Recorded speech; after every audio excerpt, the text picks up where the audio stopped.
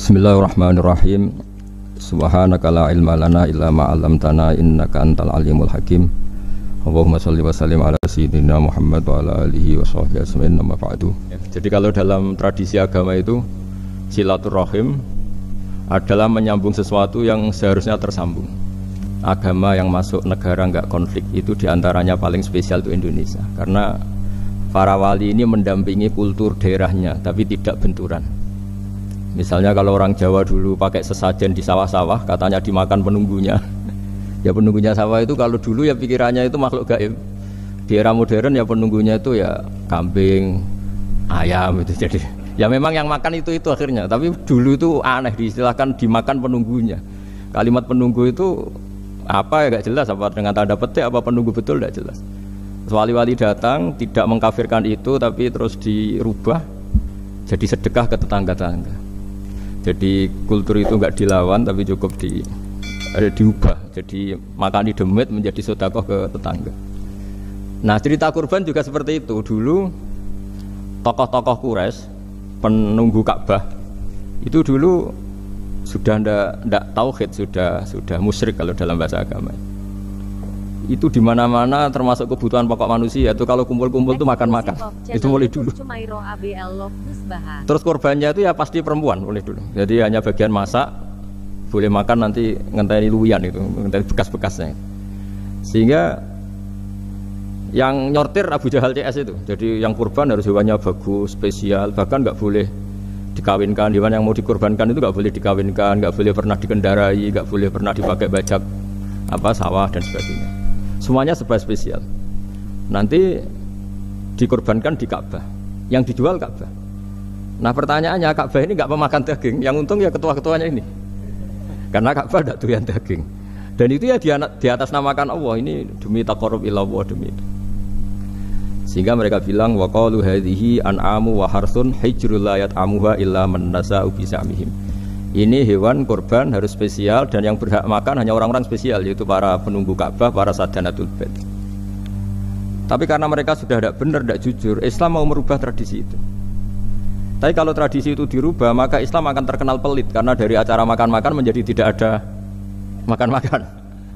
Jadi kadang kebenaran itu harus diganti dengan sesuatu yang tidak ekstrim, karena tadi dari acara makan-makan menjadi sama sekali nggak makan-makan. Makanya terus diganti oleh Islam dengan kalimat udhiyah, dengan kata kurban. Nah, kenapa itu harus terjadi? Karena kurban itu sebetulnya syariatnya Nabi Ibrahim, di mana orang Mekah itu memang turunan Nabi Ibrahim, sehingga sisa-sisa makan-makannya masih. Cuma mulai ada melenceng, ada sesajen, ada khurafat, ada bid'ah. Kemudian itu mulai masalah. Terus Rasulullah Muhammad SAW datang ingin benahi itu. Tapi yang dibenahi adalah menghilangkan kemusyrikannya, bukan makan-makannya. Akhirnya diganti oleh udhiyah.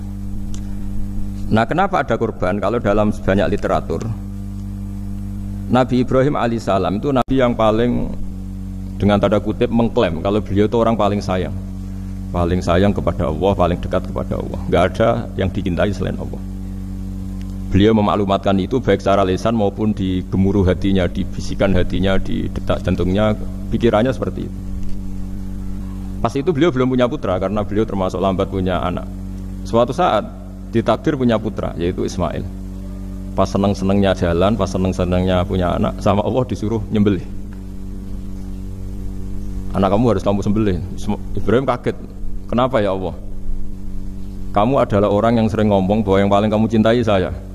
Tapi setelah ada anak kamu, kayaknya enggak. Protes Nabi Ibrahim, Pak. Yang benar Gusti, iya harus anak kamu. Karena beliau kadung janji, kadung komitmen yang paling dicintai Allah, tidak ada yang lain.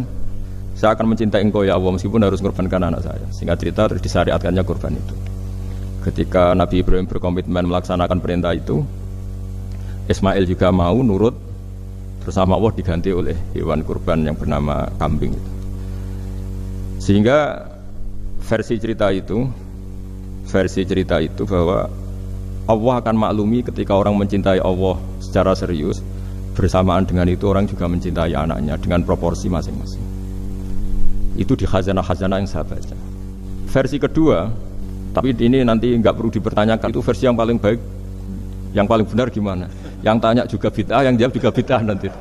Karena itu wilayah yang kadung terjadi. Jadi kalau dalam ilmu hadis itu, kalau kadung terjadi, mau kamu unggulkan yang mana, tetap saja yang terjadi hanya satu, mus kelewat. Beda dengan istihad solusi. Karena mau terjadi ya kita uji coba. Kalau nggak cocok yang A ya cocok alternatif B, alternatif C. Kalau sudah kelewat, mau gimana? Kalau salah ya salah aja kan. Versi kedua begini. Semoga versi kedua ini yang benar. Kalau ini benar, keren. Nabi Ibrahim itu memaklumatkan diri. Kalau dalam bahasa Arab itu iddia itu mengklaim bahwa dia adalah orang yang paling sayang terhadap makhluk Allah, semua hamba Allah. Terus beliau diterbangkan ke langit. Diterbangkan ke langit ke alam malakut. Ya tidak usah ditanyakan cara terbang gimana, ribet nanti itu. Setelah diterbangkan di langit, wa kadzalika nuri Ibrahim malakutas samawati wal ardh, diperkenalkan alam langit, terus dipertontonkan. Itu ada sekian hamba Allah yang nyabu, yang ngefly, yang dugem, pokoknya yang maksiat-maksiat itu. Ibrahim ditanya sama Allah, gimana itu mereka menurut kamu? Damirhum, habisi saja ya Allah. Mereka makan rezekimu, hidup di bumimu, tapi mereka tidak mengindahkan engkau. Matikan saja. Sama Allah diturutin. Jalan-jalan lagi sampai 3 kali peristiwa tempat-tempat maksiat itu dihabisin sama Nabi Ibrahim. Beliau minta sama Allah supaya itu dihabisin. Singkat cerita, terus beliau diturunkan sama Allah. Saat diturunkan, ya Allah tidak jawab, tidak apa. Allah itu punya sunnah, punya tradisi. Dengan nabinya itu tidak jawab. Suatu saat Nabi Ibrahim disuruh bunuh anaknya, disuruh nyembelih. Protes kan? Huwa samratu fuadi. Ini kekasih saya, putra saya. Kenapa engkau nyuruh membunuh? Terus kata Allah, kamu tidak ingat di malam kamu saya mi'rajkan melihat hamba-hambaku, dan itu yang bikin aku, dan saya cinta sama mereka yang bikin saya. Kamu enak saja minta dibunuh. Sengkirian gentian saya yang minta, kamu tidak nurutin gitu. Kamu pas minta saya tidak tak pikir, langsung tak turutin. Kenapa saya yang sekarang minta kamu mikir gitu. Tapi huwa samratu fuadi, itu buah hati saya. Dan memangnya makhluk-makhluk itu makhluk siapa? Saya yang bikin. Kamu enak saja nyuruh bunuh. Nah semenjak itu jadi kearifan kita.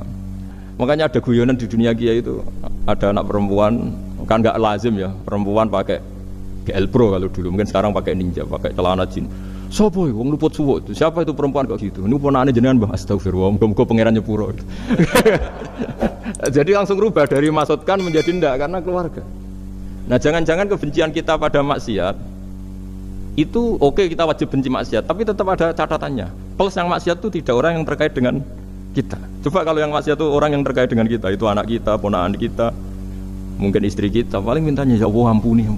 Sama-sama maksiat, yang satu minta dihabisin, yang satu kita minta diampuni. Fair gak kita sebagai manusia? Tidak fair. Tidak fair. Makanya kalau ada guyonan, ada supir salah dimarahin, pasti supir ini belum pegang rahasia. Tapi kalau sudah pegang kartu, si majikannya punya apalah gitu, simpanan gitu, wah ini pegang, berani marah gak? Tidak ada. Jadi itu guyonan kiai. Makanya jadi manusia itu gak pernah adil sebenarnya. Makanya Allah pernah mensifati manusia itu wa kanal insanu dzaluman jahula. Manusia itu sangat zalim dan sangat bodoh. Kalau misalnya jenengan tanya, orang soleh pun itu gimana? Orang soleh asal manusia tidak nabi, itu ya mesti ada zalimnya. Makanya kalau dalam kitab Hikam diterangkan, kitab Hikam itu kitab yang olah manusia. Itu menyebut begini, manusia itu siapa? Dijawab, manusia itu mangkanat mahasinuhu masawiyah. Orang yang ketika baik saja salah, apalagi ketika salah. Kita misalnya punya toko laris itu, doanya mustajab laris, pembelinya banyak, kualitasnya bagus. Pasti ada toko sekeliling yang megap-megap karena orang sekarang ke kamu kan itu. Sehingga orang supaya terus merasa salah, Rabbana dzalamna anfusana, meskipun kita sedang benar pun. Saya termasuk kiai yang kalau ngelepas haji, mungkin yang haji itu mangkel. Karena saya tidak pernah muji-muji haji, meskipun saya melepas orang haji. Umumnya kiai kalau ada orang haji kan dilepas haji mabrur, tidak ada lain balasan kecuali surga. Saya itu karena pernah kecil, pernah dengerin masyarakat. Itu ngenes ketika si kiai pidato tadi ternyata ngenes. Ngenesnya seakan-akan surga itu hanya milik yang haji. Mana koyo kula sepudi Gus wong kula ora kelar kaji. Semenjak itu setelah saya jadi kiai ya dendam juga. Akhirnya setelah saya jadi kiai kalau ngaji orang yang haji mabrur balasannya surga, orang yang fakir sabar juga surga, orang yang sering dimarahin istri juga surga. Katanya pokoknya surga terus. Sampai yang mau haji itu, Gus, gimana kok bakas kita kok sama dengan mereka? Ya karena saya ada ulama pesanan kata gitu. Jadi artinya gini, ketika Anda muji ibadah haji jangan kira yang ngenes tidak banyak, yang ngeluh juga banyak karena mereka ada takdir gak mampu haji. Itu hebatnya Islam. Islam juga datang dengan solusi-solusi. Misalnya Jumatan itu hajinya orang miskin. Orang yang ingat Allah mulai subuh sampai matahari terbit juga sama dengan umroh. Jadi karena tidak semua orang itu mampu haji. Jadi itu Islam. Nabi Ibrahim diperingatkan Allah bahwa tidak seperti itu cara mengelola hambaku.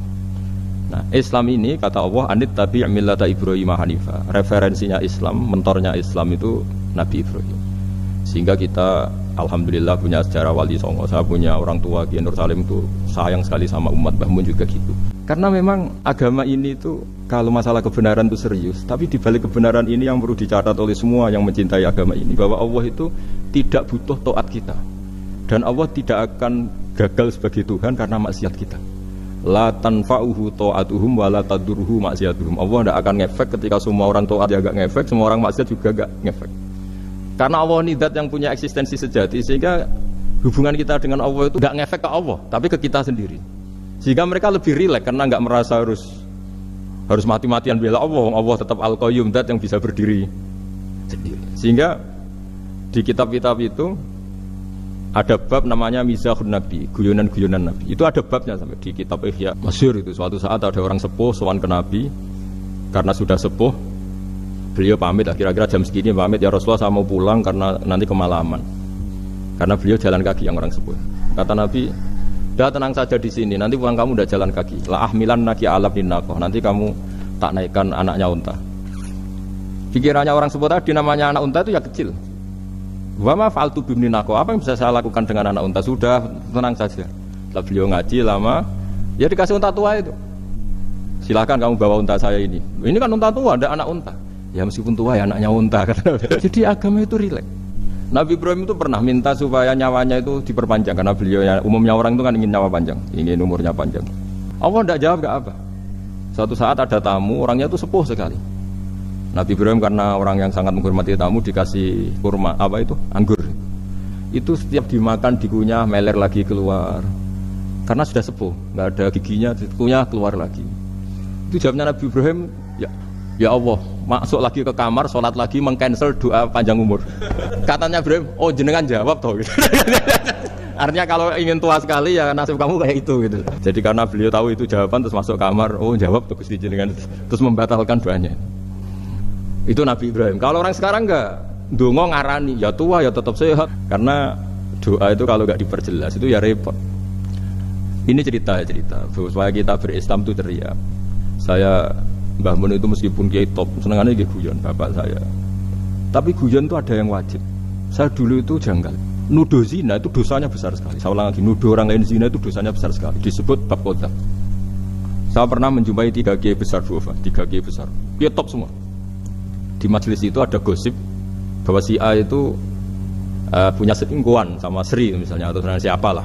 Kalau di Arab itu senengannya pakai Salma, Laila Majnun Salma. Kalau di Jawa itu kasihan kurbannya itu.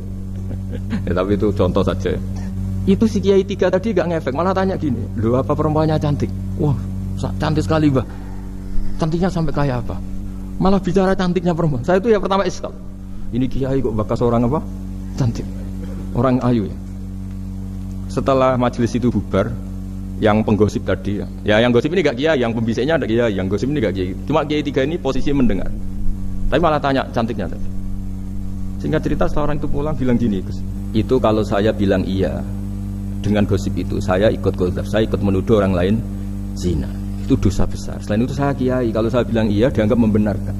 Maka untuk mengalihkan gak bicara nuduh, jadi guyon tadi. Jadi guyonnya itu karena kalau kita tadi bilang iya artinya mengiyakan. Dan itu artinya qadzaf, punya dosa besar karena nuduh orang lain zina. Diperparah dia kayak besar kan orang menjadi percaya karena yang ngomong bukan penggosip lagi tapi ya.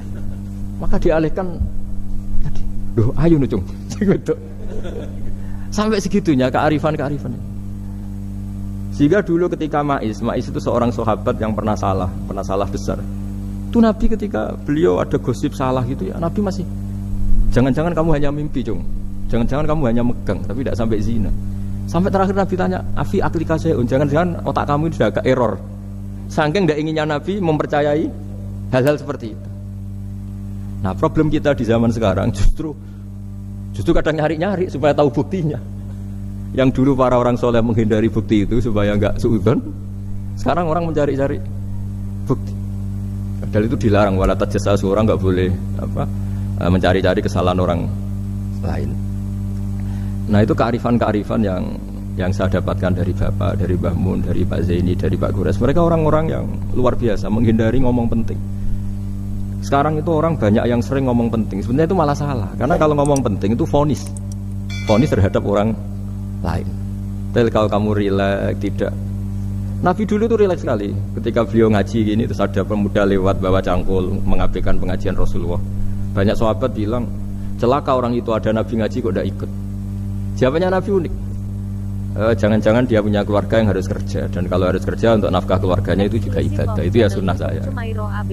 Jadi Nabi rileks saja, tidak tersinggung, tidak. Nah, kenapa kita butuh rileks? Karena kebenaran sekali dipaksakan itu jadinya benturan. Dan itu wali-wali Songo itu dulu sudah berpikir seperti itu. Sehingga Pak Zaini yang sering ngendikan sama saya, kita ini bisanya mengikuti Mas Bah, kalau manggil saya Mas, tidak bisa benturan. Sehingga tadi ada modifikasi dari sesajen menjadi sedekah, dari apa menjadi apa. Jadi tidak langsung benturan. Dan itu khazanahnya, bacaan-bacaannya banyak sekali, termasuk peristiwa udhiyah tadi. Jadi dulu kurban itu dipakai ajang orang-orang tokoh Quraisy supaya dapat daging yang bagus, di atas namakan Ka'bah. Jadi agama ini dijual mulai dulu. Kuno agama ini dijual. Dan agama mulai dulu ya prospek. Ka'bah itu bisa menyedot wisatawan berapa, wisata religi. Sehingga dulu ada Ka'bah tandingan, perhitungannya juga ekonomi. Jadi mulai dulu itu ya sudah seperti itu. Mau apa memang Allah bikin dunia seperti ini. Jadi mulai dulu agama itu ya, sampai orang Yahudi gak mau iman sama Nabi ya pikirannya sederhana. Kalau saya tokoh banyak yang sowan, banyak yang ngasih-ngasih. Kalau saya ikut Muhammad, saya anak buah, yang ngasih saya siapa? Jadi perhitungannya juga ekonomi. Jadi ketika Abraham mau bikin Ka'bah tandingan, itu perhitungannya juga ekonomi. Jadi ribet kan memang kalau manusia itu sudah ribet. Tapi Islam ini datang bukan untuk itu, tapi memaklumi itu. Itu hebatnya Nabi Ibrahim. Ketika beliau berdoa, ya Allah, keluarga kami saya tempatkan di Mekah. Rabbana liyuqimus sholata faj'al af'idatam minan nasi tahwi ilaihim warzuqhum minas samarat. Cuma menurut Islam dibalik, ya Allah, kita ini ingin anak-anak kami ini bersujud kepada Engkau, ingin anak-anak kami ini melakukan sholat. Tapi mereka ini manusia yang untuk ketahanan hidupnya butuh makan, butuh rizki, butuh ekonomi. Maka tolong ekonominya dijaga ya Allah. Jadi dibalik, demi sholat menjaga ekonomi. Jangan dengan demi ekonomi meninggalkan sholat. Jadi dibalik, jadi demi sholat menjaga ekonomi. Juga termasuk menjaga politik. Andaikan tidak ada orang Islam yang cakap politik, terutama yang soleh-soleh, kemudian negara bikin aturan ala mereka, sholat dianggap larangan, pengajian dengan larangan, juga repot. Makanya mulai dulu kiai-kiai itu ya politik, karena nggak ingin negara ini diatur oleh orang yang anti sholat, anti agama. Karena kalau negara terserah yang sedang jabat, kemudian yang jabat tidak soleh, bisa nganggap maksiat-maksiat tidak ilegal, yang pengajian justru ilegal. Nah, di sini kenapa banyak orang-orang soleh dulu ya rata-rata ya berpolitik mulai sebelum kemerdekaan sampai setelah kemerdekaan. Jadi itu ada filosofinya. Nah, bahwa ada oknum-oknum yang tidak seperti itu ya monggo, itu oknum. Tapi sebetulnya awal-awalnya kenapa banyak orang soleh yang politik, karena nggak ingin negara ini dipimpin oleh orang-orang yang anti agama, anti kebaikan. Sehingga berkahnya apa? Berkahnya negara ini berkonstitusi secara Islami. Meskipun tidak negara Islam, tapi tadi hak-hak asasi manusia terjaga, hak belajar, hak beragama, hak ibadah. Coba bayangkan kalau kita jadi korut, Korea Utara kan pusing. Itu uniknya, lagi-lagi ini cerita uniknya. Itu mulai dulu itu tidak ada benturan. Ketika ada Masumi, ada Partai NU, ada macam-macam. Muhammadiyah datang di Jogja itu Mbah Ahmad Dahlan itu teman dekatnya Mbah Hasyim. Saya tahu banyak tentang, namanya dulu Mbak Darwis. Itu dulu ngajinya sama pernah buyut-buyut Qiyami di sini. Dulu ngaji Mbah Soleh Darat, Mbah Ahmad Dahlan sama siapa itu Mbah Hasyim. Ketika di Mekah yang Mbah Ahmad Dahlan ngaji Syekh Khotib Minangkabau itu ya sama Mbah Hasyim. Nah kebetulan Mbah Ahmad Dahlan hidup di Jogja yang zaman itu sudah khurafatnya kayak apa, karena ada sistem agama yang sangat, menurut beliau sangat jauh dari Islam yang murni. Terus beliau revolusinya seperti itu. Yang Mbah Hasyim nempat di Jombang. Nah itu kan murni ilmu sosial, murni muqtadul hal. Terus beliau punya metode yang berbeda, tapi nggak masalah, mulai dulu nggak masalah. Kemudian jadi kalau yang kadang-kadang memasalahkan tuh ya memang yang nggak tahu masalah. Sebenarnya dulu itu ya biasa aja karena ya itu urusan metode, urusan. Saya teruskan masalah ukhiyah. Jadi yang diceritakan Nabi Ibrahim tadi bahwa benci seseorang kita atas namakan maksiat itu tidak segampang itu. Karena jangan-jangan kebetulan yang maksiat itu keluarga kita. Apakah kita punya kebencian yang sama saat yang maksiat itu keluarga kita, atasan kita, teman kita? Ya kayak tadi. Kalau saya corong jodi belenjani janji, ada orang janji sama saya nggak tepat waktu, saya bisa marah, itu pasti sebabnya jelas. Itu bawaan saya, nggak berjasa sama saya. Kalau kata dokter Klik nggak cantik ya. Intinya Nabi Ibrahim itu coba kalau yang maksiat itu anak kamu berharap saya ngasih tobat kan, bukan langsung tak habisin kan. Intinya Allah ingin bilang ke Nabi Ibrahim, andai kan yang maksiat itu anak kamu, ingin saya menghabisi apa tak kasih tobat? Ya kasih tobat ya. Ya seperti itu saya yang bikin. Maka di Al-Azhar sana, kalau cerita orang-orang alim itu masyhur. Ada tempat maksiat mau dihabisin sama orang-orang yang sangat keras. Ketemu Syekh Mutawalli Sa'rawi, ditanya, andai kan mereka mati saat maksiat, itu mereka ke surga apa ke neraka? Ya ke neraka. Terus ditanya sama Syekh Mutawalli, kalau mereka ke neraka, akan ada dzalika muradan Nabi? Apa seperti itu yang digandaki Nabi, umatnya mati terus masuk neraka karena belum tobat? Tidak, Nabi inginnya mereka tobat dulu. Ya sudah, jangan dihabisin. Kamu berproses ikut mentobatkan mereka. Kebetulan ini mau mendengar. Jadi kita lunak, kita baik itu ya semuanya ingin Allahum yarji'un, semoga mereka kembali, mereka tobat. Bukan lunak dengan arti mengakui maksiat itu satu kebaikan, itu yang bahaya. Kalau lunak sampai mengakui itu maksiat itu kebaikan, itu bahaya sekali. Tapi kita lunak karena kita ingin berproses untuk bertobat.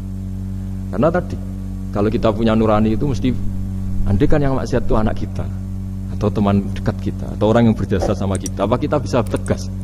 Kira-kira gimana? Waqad adabbahu ta'ala khalilahu Ibrahim fi ba'di mawatinihi al-azimah. Jadi Allah kalau dalam bahasa Arab memberi teguran itu namanya takdib. Makanya kalau orang nakal itu, kalau orang Jawa bilang kurang ajar. Sebenarnya ajar itu kan tahun ajaran baru. Ajar itu kan barang baik. Ya kan disebut tahun ajaran baru. Pengajaran, ajar itu kan barang. Jadi kalau kurang ajar berarti kurang baik. Itu bahasa Arabnya orang yang kurang ajar perlu diajari. Itu kalau orang Arab bilang ditakdib, diwarai toto kromo, diadabkan. Jadi belum punya adab diadabkan. Itu udah. Tapi tentu Nabi Ibrahim nggak sampai kurang ajar. Ini kan cerita bahasa ya. Jadi kalau sebenarnya ajar itu udah buruk-buruk, kurang ajar berarti orang ini kurang pelajaran, kurang. Tapi di Jawa itu agak salah kaprah. Kalau kurang ajar itu ekstrim. Misalnya duduk di meja itu disebut kurang ajar. Sebenarnya tidak se-ekstrim itu. Saya teruskan ya. Wa 'allamahu kaifa yatakhallaqu bi hadzal khuluqil karim inda tilaihi 'alal asrar. Teruskan anak Ibrahim anahu arhamul khalqi qol farafa'ahu wa ta'ala hatta asyrafa 'ala ahlil ardi. Nabi Ibrahim diterbangkan ke langit sehingga melihat di bumi yang maksiat-maksiat itu. Faqala ya rabbi damirhum, habisi saja. Faqala wa ana arhamu bi ibadi minka ya Ibrahim ihbit fala'allahum yatubun wa yarji'un. Jadi setelah permintaannya semua dikabulkan, dihabisin sama Allah. Terakhir, cobalah kamu sekali-kali dakwah ke mereka. Kamu belum pernah dakwah, kok tahu-tahu minta mereka dihabisin. Coba kamu dakwah, jangan-jangan mereka mau kembali. Sebagian cerita itu terus diteruskan ketika suatu saat Ibrahim akhirnya diminta menyembelih putranya. Inni arafil manami anni atfahuka fangzur madza tara. Falamma tashammara lidzalik wa akhadha sikin biyadi qala Allahumma hadza waladi wa thamratu fuadi wa ahabun nasi ilayya. Ya Allah, ini buah hatiku, ini orang paling saya cintai, kenapa engkau menyuruh ini supaya saya bunuh? Terus beliau dijawab sama Allah, ama ta'lamu anni rahimun bi'ibadika ma anta syafiqun biwaladik fa idza sa'altani ihlaka 'abdi as'aluka dzabha waladik wahidan biwahidin. Jadi kalau dulu kamu minta supaya hamba saya tak habisin karena maksiat, sekarang saya juga minta kamu menghabisi anak kamu. Tapi ini kan anak saya, sama itu hamba saya yang bikin juga saya. Nah semenjak itu Ibrahim dianggap sebagai bapak kasih sayang. Karena semenjak itu terus beliau orang yang paling sayang. Sampai ada 3 nabi yang menjadi metodenya Rasulullah SAW sebagai mentornya. Kalau Nabi Nuh melihat kemaksiatan langsung bilang, Rabbila tazar alal ardi minal kafirina dajaru, habisi semua ya Allah. Tapi kalau Nabi Ibrahim apa? Faman tabi'ani fa innahu minni wa man asani fa innaka ghafurur rahim. Orang yang ikut saya ya karuan kelompok saya, dan yang sebelum ikut semoga engkau mengampuni. Tentu lewat proses dakwah, lewat proses. Mau kembali ke Wali Songo dan para guru-guru kita. Itu seperti itu semua. Jadilah Islam yang di Indonesia, Islam rahmatan lil alamin itu konstruksinya ya dari ilmu-ilmu seperti ini. bacaannya seperti itu. Karena ternyata kita tegas tadi ujung-ujungnya karena itu tidak cantik, tidak atasan kita, tidak berjasa sama kita. Kamu kalau ada supir telat, supir kok telat datang ngantor gitu, pasti supir itu belum pegang rahasia. Nah pegang rahasia tak jamin aman itu meskipun telat. Karena lebih ngeri pasti.